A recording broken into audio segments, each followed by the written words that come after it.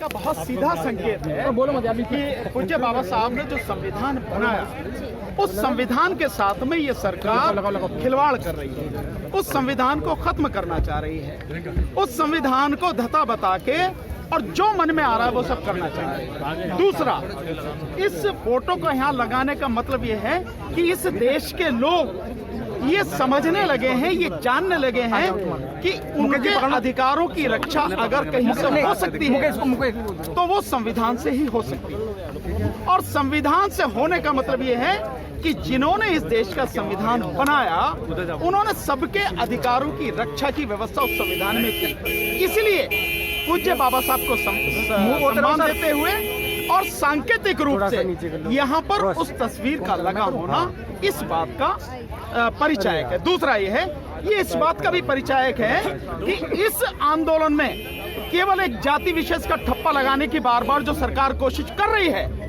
वो एक जाति विशेष का आंदोलन नहीं है। जैसे पहले वो कह रही थी कि ये पंजाब के चंद लोगों का आंदोलन है, सिखों का है, और झंडा उस पर फहरा के लाल किले पे सिखों को टारगेट करने की कोशिश की।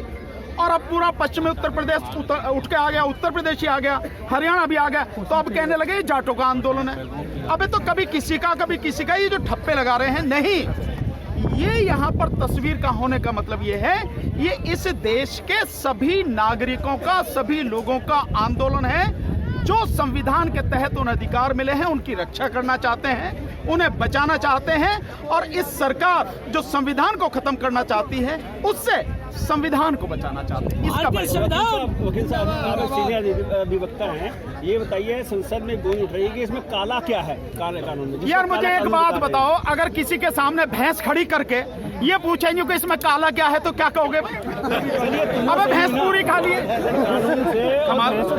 नहीं, मैं तो कह रहा हूँ वो नहीं कर रहे, मैं तो बता रहा हूँ ना, ये काला, ये जो कानून है पूरा ही काला है।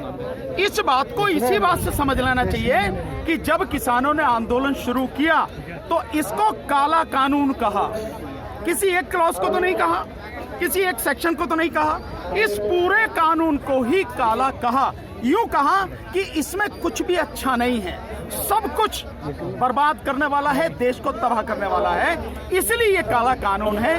तो ये ना पूछे कि इसमें काला क्या है, भैया पूरा ही काला है। और वैसे भी बीजेपी के और मोदी सरकार की तो सारी दाल ही काली होती है। थोड़ा ऊंचा अदालत ने कमेटी क्यों गठित की जब काला कानून था? आप भी अधिवक्ता हैं और वहाँ भी पैरवी कर रहे हैं और भी अधिवक्ता करते हैं, फिर अदालत ने टीम गठित क्यों की? नहीं, देखिए, अदालत ने जो टीम गठित की है वो टीम बड़ी अजीब है।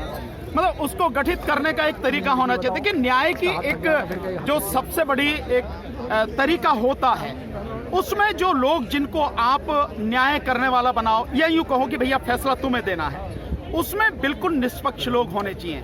वो किसी भी एक पक्ष के मानने वाले नहीं होने चाहिए, ना इसका ना उसका, वो किसी के नहीं मानते, जो सच है वो सामने आए और वो फैसला वो दें। अब आप देखिए कि जिन लोगों को कमेटी में रखा गया वो चारों लोग नंबर एक तो कानून के जानने वाले नहीं हैं और सलाह सुप्रीम कोर्ट कानून पर मांग रही है और कह ये रही है कि कमेटी हमने अपने लिए बनाई है और ये बताएगी कि इनमें से किन प्रावधानों को हटाया जा सकता है। दूसरा, जो कमेटी है वो पूरी तरह से एक पक्षी है। मतलब ये कि चारों के चारों लोग वो इन कानूनों को सही मानते हैं, इन कानूनों की वकालत करते रहे हैं, इसके फेवर में मीडिया पर बोलते रहे हैं, लिखते रहे हैं आर्टिकल वगैरह। तो मतलब ये है कि जो लोग कानून को सही बना रहे हैं, आप उन्हीं को जो है ये कह रहे हैं कि भैया तुम जो इसमें बताओ कि क्या हटेगा। तो सीधी सी बात है, वो तो पहले ही दिन मालूम है कि इसमें से कुछ भी नहीं हटेगा, सभी कुछ ठीक है, यही तो होगा ना होगा। दूसरी बात ये है, आप जो कह रहे हैं उसको कहने से पहले आपको सोचना चाहिए। माननीय सर्वोच्च न्यायालय को चाहिए उसका जो अधिकार क्षेत्र है वो उस अधिकार क्षेत्र में ही काम कर सकती है ना। उन्हें जो डिसाइड करना था ये कानून संवैधानिक वैधता रखते हैं या नहीं रखते, इनकी कॉन्स्टिट्यूशनल वैलिडिटी है या नहीं है, ये तय करना था। इसका मतलब ये है कि ये तय करना था क्या इन कानूनों को बनाने का अधिकार केंद्र सरकार को है या नहीं। दूसरा, क्या केंद्र सरकार ने राज्यों का अधिकार छीन के तो कानून नहीं बनाए हैं। तीसरा, क्या ये कानून देश के हित में है, ये काम करना था। और इसके लिए क्योंकि पूरा देश इससे जुड़ा हुआ है, रात दिन सुनवाई करनी थी, हर दिन कोर्ट को इस पर सुनवाई करनी थी।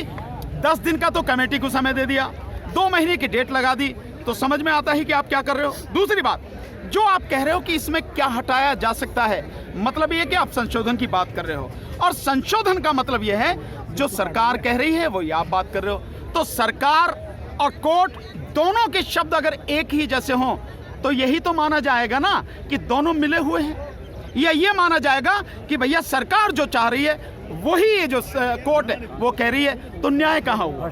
हो गया ना साहब, ये है स्थिति इसकी। ये माना जाए फिर तो कोर्ट के ऊपर प्रश्न चिन्ह लग गया। नहीं, प्रश्न चिन्ह तो बहुत पहले लग गया था, आप अभी की बात कर रहे हो।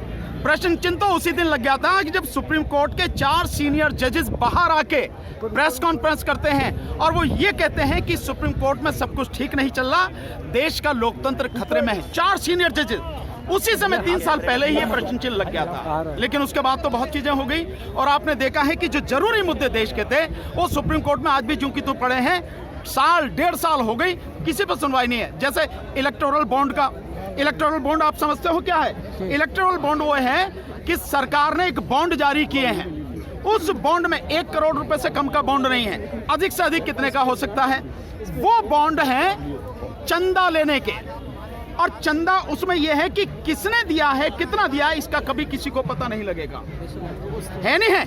तो उसमें हुआ क्या है, 6,500 करोड़ रुपए का चंदा आया है इलेक्टोरल बॉन्ड से, और उनमें से 95% चंदा बीजेपी को गया। इसका मतलब यह हुआ कि लगभग 6,000 करोड़ रुपया बीजेपी को चंदा मिला है इलेक्शन के लिए, लेकिन किसने दिया है ये पता नहीं है। इससे संबंधित मुद्दा अभी तक पड़ा हुआ है। ये वही सरकार थी ना, भ्रष्टाचार खत्म करने की बात करी थी, लेकिन इलेक्टोरल बॉन्ड से जो भ्रष्टाचार किया है, इससे बड़ा भ्रष्टाचार और क्या होगा भी जो आप कर रहे हो। दूसरा, अगर आप देखें तो जो कश्मीर का मुद्दा है वो अभी तक भी ज्यों की त्यों पड़ा है, उस पर कोई डिसाइड नहीं हुआ। साथ में जिस तरह से जो रंजन गोगोई जाते जाते जो उसका राफेल का मामला था कैसे खत्म करके चले गए, आपको मालूम है, सबको मालूम है। तो ऐसा नहीं है कि अगर आपने फैसला नहीं किया तो लोगों को मालूम नहीं, लोगों को सच्चाई मालूम है। तो सुप्रीम कोर्ट पर आज से नहीं, सुप्रीम कोर्ट पर पिछले कम से कम 3 साल से तो लगातार सवालिया निशान खड़े हो रहे हैं, और ये सुप्रीम कोर्ट को सोचना है कि जो सवालिया निशान उस पर खड़े हो रहे हैं उन्हें वो कैसे खत्म करे। लोगों को दंड देकर नहीं, उनके खिलाफ जो कंटेम्प्ट ऑफ कोर्ट लगाती है कोर्ट, वो मुकदमे चलाकर नहीं, बल्कि अपने आप में सुधार करके न्याय उसका ऐसा होना चाहिए जो न केवल किया जाए बल्कि लोगों को दिखे और लोग अपने आप कहें हाँ न्याय हुआ। पर भैया न्याय तो हुआ नहीं, और इस अन्याय का सबसे बड़ा एक बड़ा ज्वलंत उदाहरण है जो अयोध्या मामले में यानी बाबरी मस्जिद वाले में फैसला हुआ। उससे बड़ा अन्याय जो साफ दिख रहा है कहीं नहीं हुआ, जिसमें उन्होंने माना, सुप्रीम कोर्ट ने माना, न वहां पे मंदिर था, न वहां पे पूजा होती थी, और सुप्रीम कोर्ट ने माना वहां मस्जिद थी, मस्जिद ही तोड़ी गई। फिर भी पहले सर एक मिनट, फिर भी उन्हीं को जो है वो सौंप दी गई जिनके पास कोई सबूत नहीं था। तो अन्याय जो लगातार हो रहा है, सवालिया निशान सुप्रीम कोर्ट पर खड़े हुए। सर, अब किसान कौन सी कूटनीति को अपनाए जिसमें अधिवक्ता भी साथ है, वो कानून भी साथ आ जाए और सरकार को भी झुकना पड़ेगा? नहीं, कूटनीति तो किसान ने अपना रखी है, पर कोई भी कूटनीति है तो वो आपको क्यों बताई जाए? भाई कूटनीति बताने की चीज थोड़ी होती है, कूटनीति तो इस्तेमाल करने की चीज हो गई। तो सर, किसानों की मांग है, किसानों की मांग थी कि बिल वापस करने की, और जो सरकार बार बार कह रही है कि विपक्ष कह रही है भी काला क्या है, और 11 दौर की वार्ता होगी, अभी तो उन्हें काला बिल की मालूम नहीं है। नहीं, मैंने बताया तो उसे कि भैंस खड़ी करके ये पूछो जो काला क्या है, सारी भैंस ही काली। भाई वो ये बोल रहे क्या हैं, नीति होगी, चक्का जाम विफल हो या पास हो गया, जो भी सरकार की नजरों में। इनके सवाल का जवाब देखिए, बात यह है आज का जो चक्का जाम है 3 जगह को छोड़ के, उत्तर प्रदेश, उत्तराखंड, दिल्ली को, पूरे देश में हुआ है। और अगर आप रिपोर्ट देख रहे होंगे मीडिया पे जो आ रही हैं, उनसे साफ है कि चक्का जाम पूरी तरह से सफल है और पूरी तरह से शांतिपूर्वक तरीके से हुआ।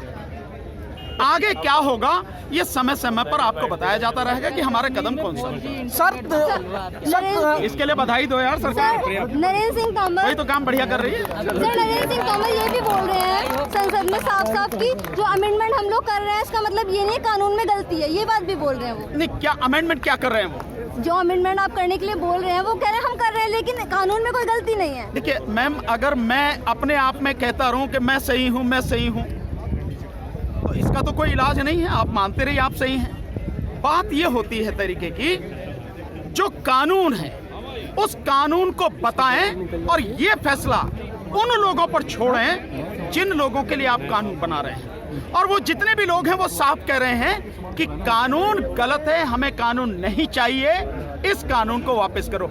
इसे ऐसे समझो आप कि माना मैंने जो है जबरदस्ती मैं आपसे कह रहा हूं कि भाई ये कोट पहनो, आप कह रहे हो नहीं मैं तो नहीं पहनूंगा, नहीं मैं कह रहा हूं नहीं पहनना पड़ेगा तुम्हें कोट, ये मैं दे रहा हूं ना, मैं कह रहा हूं तुम्हारे लिए अच्छा रहेगा, कह रहे मैं पहनता ही नहीं यार कोट, जबरदस्ती है क्या? आप क्या कहोगे? सर एक कहावत ये यही है, कानून किसान ने मांगा नहीं, कानून के विषय में किसान से कोई चर्चा नहीं हुई, फिर भी जबरदस्ती कह रहे हैं कि आप किस कानून को, ये आपके लिए बढ़िया है, लेकिन ये नहीं बता रहे कानून क्या है। दूसरी बात, सरकार ये कह रही है, एक मिनट, सरकार ये बात कह रही है कानून इससे जो किसानों का भला होगा। बहुत सिंपल सी बात है मैम, अगर 2 गुणा 2 बताया जाए, 4 ना लिखा जाए तो हर कोई जानता है 2 गुणा 2 का मतलब 4 है, यही है ना। अगर 4 माइनस 2 कहा जाए तो हर कोई जान जाएगा, आगे 2 भी ना लिखा जाए, कि 4 माइनस 2 का मतलब 2 है। जो प्रभाव है कानूनों का वो सबको नजर आ रहा है, सबको समझ में आ रहा है। मैंने बार बार बताया है, इस देश को पूरी तरह से तबाह कर देगा वो जो इसका प्रभाव कानून का होगा, और सरकार यही नहीं बता रही है। जबकि मैंने कहा सरकार का काम ये है कि सरकार लोगों को बताए। सर रास्ते में कांटे बोए जा रहे हैं और बार बार किसान उनके रास्ते में फूल बो रहे हैं, फूल कब तक बोए जाएंगे? जब तक जो है आंदोलन चलेगा हम तो फूल ही बोते रहेंगे भैया, हम तो किसान आदमी, कांटे तो बो नहीं सकते भाई, कांटे तो सरकार ही बो रही भाई। सर कृषि मंत्री जी ने कहा कि इस कानून में जितने संशोधन की जरूरत थी हमने कर दिए, आगे और भी संशोधन करने के लिए तैयार हैं। किसान इसकी भलाई पे बात करने के लिए तैयार नहीं, उनको बुराई नजर आती क्या? नहीं, अब बहुत मैंने आपको बता दिया, अभी पता है नहीं, आपने देखा नहीं, ये पूरा कानून ही खराब है, इसको वापस लेना ही पड़ेगा, आज नहीं तो कल, कल नहीं तो परसों, इससे कम पे कोई समझौता। हाँ सर, एक तरह से जब देखा जा रहा है कि जितने भी फिल्म स्टार है, क्रिकेटर है, बस जब एक ट्वीट से रिहाना ने किया और भी बहुत लोगों ने किया तो यहाँ पर हमारे अंदरूनी मामला हो गया। जब यहाँ पर 100 से अधिक किसानों की शहादत हो जाती है तब ये स्टार सचिन तेंदुलकर, विराट कोहली, अक्षय कुमार और ये कहाँ चले जाते हैं? नहीं, इसी से आप ये अंदाजा लगा सकते हैं। मैं एक बढ़िया वो देख रहा था, आपने देखा होगा, मैं समझता हूँ उससे बढ़िया कुछ मैंने नहीं सुना, और शायद वही शब्द मैं इस्तेमाल करने जा रहा हूँ। आपने आर्टिकल 19 देखा है अनिल जी का?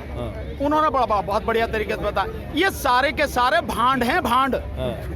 भांड का मतलब ये होता है कि जो उनका राजा है उस राजा की प्रशंसा करना, चाहे बर्बाद हो रहा हो देश, चाहे लोग मर रहे हो, फिर भी भांड कहेगा नहीं बहुत बढ़िया हो रहा। तो ये सारे के सारे भांड हैं, ये पैसा लेके सरकार से, ये सरकार की दया पर निर्भर होके, ये कलाकार नाम की चीज नहीं है, सारे के सारे भांड हैं, और ये सरकार के सामने नाच रहे हैं।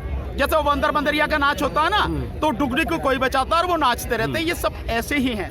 देखिए एक बात समझिए आप, अगर आपको जरा सी भी शर्म लिहाज है, इनमें से किसी व्यक्ति ने कानून नहीं पढ़ा, चाहे सचिन तेंदुलकर हो, चाहे आपके अक्षय कुमार हो, अजय देवगन हो, लता जी हो, अजय कंगना को तो छोड़ो, उसने तो विराट कोहली हो, शिखर धवन हो, ये कोई भी, इन्होंने किसी ने कानून नहीं पढ़ा। और अफसोस ये है कि जिस व्यक्ति ने कानून नहीं पढ़ा और वो बिना जाने बिना समझे किसानों को देशद्रोही कहे, तो मैं आपके माध्यम से सीधा कह सकता हूं, अगर इस देश में कोई देशद्रोही है तो इस देश की बीजेपी सरकार, और इस बीजेपी सरकार की गुलामी करने वाले, उसके तलवे चाटने वाले, उसकी जो मतलब भक्ति करने वाले, वो सारे के सारे भांड, वो सब देशद्रोही।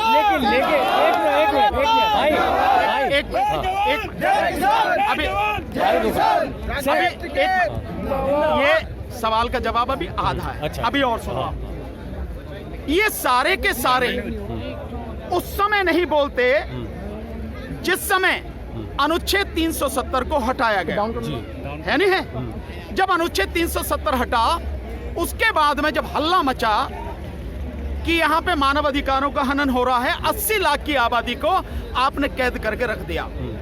जब पूरी दुनिया में हल्ला मचा, यही मोदी जी की सरकार, इन्हीं की एक जो व्यक्ति हैं, वो वहां से यूरोपियन यूनियन के 25 सांसदों को यहाँ लाए, कश्मीर में घुमाया, उन्हें दिखाया, ताकि दुनिया को बता सके कि यहाँ पे कोई मानव अधिकार का हनन नहीं हो रहा। ये भांड सारे के सारे तब कहाँ गए थे तब क्या देश के आंतरिक मामले में हस्तक्षेप नहीं था? नहीं था।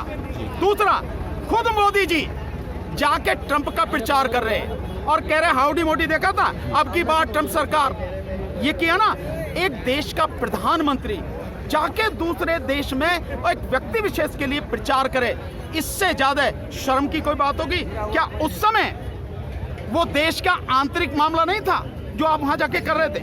तो ये जो सारी चीजें हैं, मैंने वो बताया ना कि वो बिल्कुल सही अनिल जी ने शब्द इस्तेमाल किया है, ये भांड हैं सारे के सारे, और सब के सब सिर्फ सरकार की प्रशंसा में ही काम कर रहे हैं और कुछ नहीं। हाँ, एक रुको भाई, एक मिनट। हाँ, ह्यूमन राइट कमीशन ने अपनी मतलब कि अंतर्राष्ट्रीय ह्यूमन राइट कमीशन है, उसने किसानों के लिए ट्वीट किया है कि जिस तरह का जो देखा जा रहा है यहाँ पर मानवाधिकार हनन नहीं होना चाहिए। तो क्या देखिए, आप किस तरह देखते हैं? नहीं, मैं समझता हूँ ये चेतावनी है, ये चेतावनी है, और उन्होंने ये सारी सब कुछ देखने के बाद हुई है 26 तारीख की घटना भी देखी है। हाँ। और उससे भी कहीं ज्यादा जो आप देख रहे हैं, इतनी लंबी चौड़ी बैरिकेड लगा रखी है, कटीले तार लगा रखे हैं, दीवारें बना दी हैं, कीलें लगा रखी हैं, और कीलें यहाँ से तो उखाड़ भी नहीं, थूक के चाटने वाली सरकार यही काम करती है। तो ये जो सारी चीजें हैं दुनिया को नजर आ रही हैं, इसीलिए दुनिया के वो लोग जो मानव अधिकारों के पक्षधर हैं, मानव अधिकारों को बनाए रखना चाहते हैं, और दुनिया में किसी के साथ भी कहीं अन्याय अत्याचार होता है उस पर वो आवाज उठाते हैं, उन्हीं लोगों की ये आवाजें हैं, इसीलिए दुनिया के लोग बोल रहे हैं। गोदी मीडिया में चलाया जा रहा है कि ये इंटरनेशनल टुकड़े गैंग है। पहले तो चल रहा था नेशनल टुकड़े गैंग, अब इंटरनेशनल टुकड़े। तो इतने दिन में तरक्की नहीं होगी यार, तुम भी कमाल बात। नेशनल से आगे बढ़ता है ना आदमी, नेशनल से इंटरनेशनल हो गया। सर, जैसा कि आप बोल रहे हैं कि किसी कानून किसी ने नहीं पढ़ा, मुझे जहाँ तक जानकारी है अमेरिका में कॉन्ट्रैक्ट फार्मिंग है, वहाँ कैलिफोर्निया में आप अपने बैकयार्ड में अगर टमाटर लगाने हैं तो उसके लिए परमिशन लेनी पड़ेगी, और क्या कहते हैं कि घास के सिवा आप कुछ नहीं लगा सकते। तो क्या इस कानून में इस तरह का कुछ प्रावधान है? अभी भी मुझे कुछ कहने की जरूरत है, अमेरिका का उदाहरण दे दिया, और अमेरिका का उदाहरण दे रहे हो तो ये भी सुन लो, अमेरिका का उदाहरण दे रहे हो तो ये भी सुन लो, सब लोग सुने। अरे सुनो यार, ये सही है, अब सुनो इसके आगे। अमेरिका में किसान को, एक किसान को 22 लाख रुपए की सब्सिडी दी जाती है, 22 लाख, और हमारे देश में मात्र 16,000 रुपए की सब्सिडी दी जाती है। अगर आप लागू करना चाहते हो तो इतनी सब्सिडी किसान को दो, आप नहीं दे रहे। नहीं, ओपिनियन का ये सही बात है, इसमें करने की क्या जरूरत है? सर, रिहाना के ट्वीट पे रिहाना ने किसानों का समर्थन किया, तो उसको बोल रहे हैं कि उसने 18 करोड़ रुपए लिए हैं। इस पर आप क्या कहेंगे? वो तो कितने भी कहते, 18 तो कम, एक जीरो और लगाते थे, एक तो 180 करोड़ कहते। आपको खुश होना चाहिए, महिला में इतनी ताकत है, महिला शक्ति में इतनी है कि बीजेपी सरकार हिला दी, 56 इंच का सीना हिल गया एक ट्वीट ने। देखिए, बीजेपी के पास में सिवाय लोगों पर आरोप लगाने के और जाति और धर्म का ठप्पा लगाने के दूसरा कोई और काम नहीं है। ठीक है।